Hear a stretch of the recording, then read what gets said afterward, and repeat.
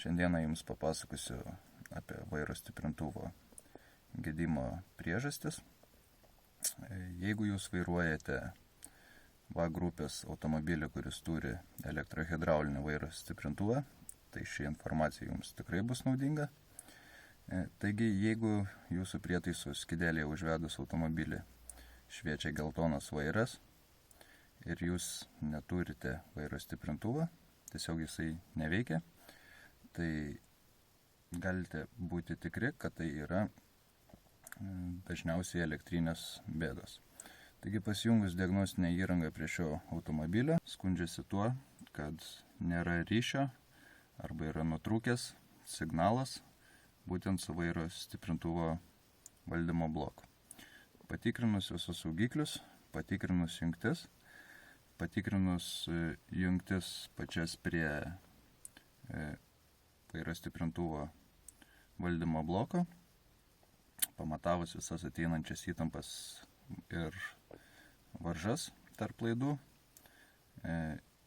buvo nustatyta tai, kad su laidais, saugikliais ir visų maitinimu yra viskas tvarkoje. Pagal viską reiktų keisti patį vairo stiprintuvo valdymo bloką.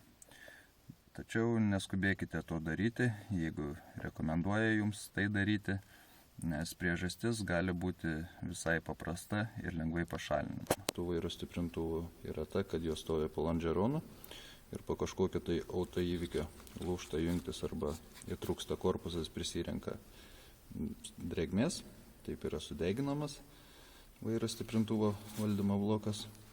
Antra priežastis, dėl kurios dažniausiai kenčia, tai yra nesandarus siurblio ašelės riebokšlis, ko pasiekoje į vidų priteka hidraulinio skysčio. Taip, liaudiškai pasakius, trumpinant arba oksiduojantis kontaktam praranda signalą. Taigi mes pabandysime šiandien pasižiūrėti, kas slepiasi po šituo, kadangi jungtis kaip ir yra tvarkoj, drėgmės nesimato, kad būtų kažkur pažeista ar galėtų patekti. Taigi, ką mums pirmą reikia padaryti? Mes pirmiausia nusiemame vairo stiprintuvo skysčio rezervuarą.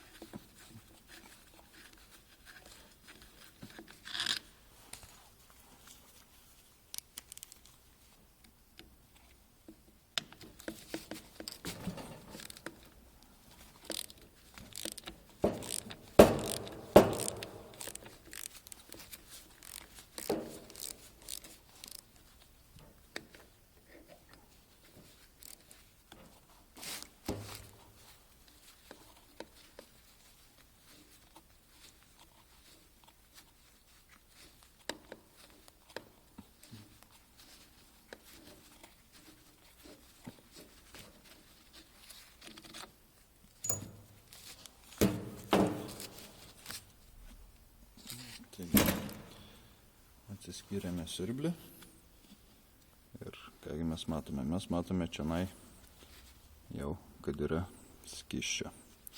Šitoj vietoj skysčio būti negali, nes tam yra sandarinimo riebokšlis, kuris yra pažeistas. šita tarpinė apsaugo valdymo bloką, kuris yra apačioj nuo išorinės drėgmės. Čia mes turime sujungiančią movą.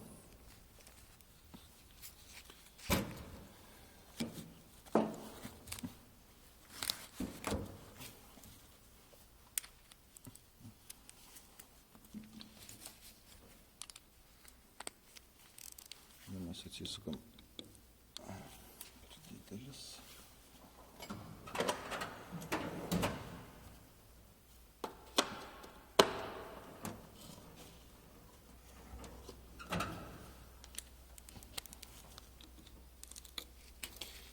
Atsisukame 3 varžtelius,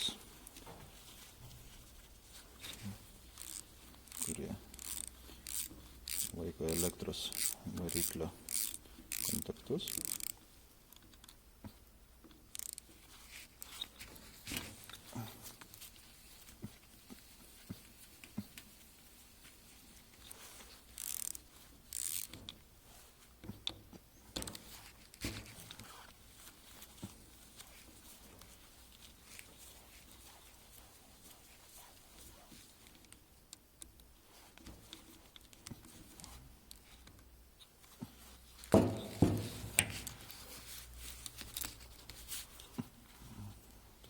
Tarpinutė.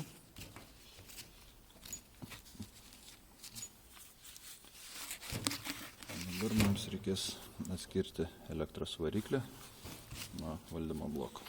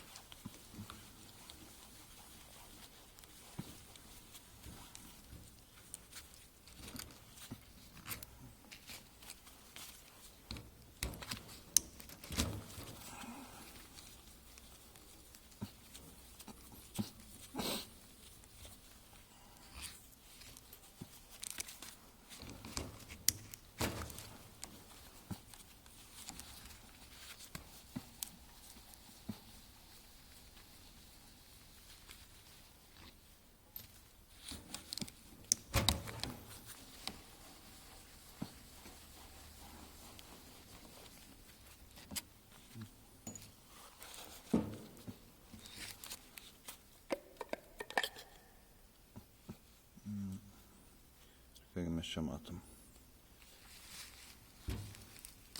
Matom valdymo, vairo stiprintuvo valdymą, kuris aiškiai matosi, kad yra pritekėję vairo stiprintuvo skysčio.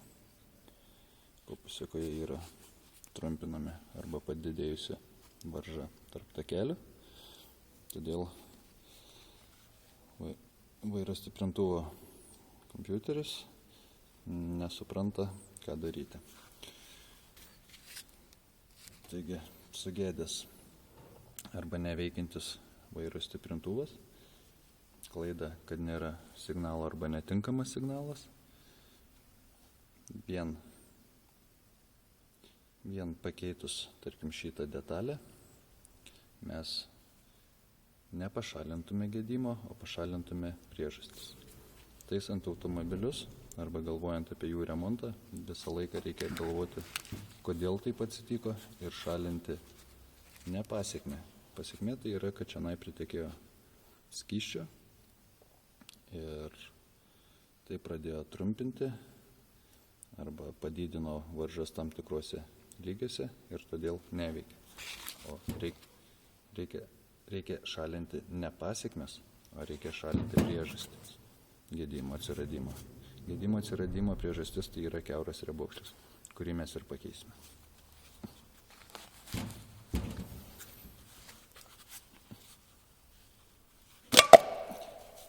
Nuėmėm rezervuarą. Rezervuarą nuėmus vaizdelis nelabai gražus. Matėsi, kad vairo stiprintuvo skystis buvo nekeistas ilgai.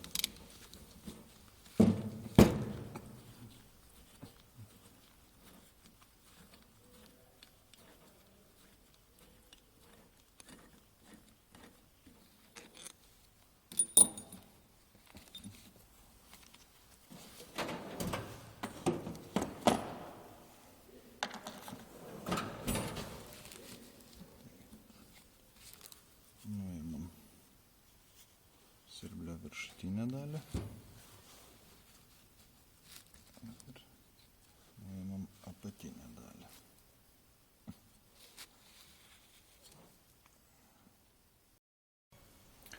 Prieš išsiplaudami ir išsivalydami detalės, kabliuko pagalba pabandysime išsiimti žiebokšlę.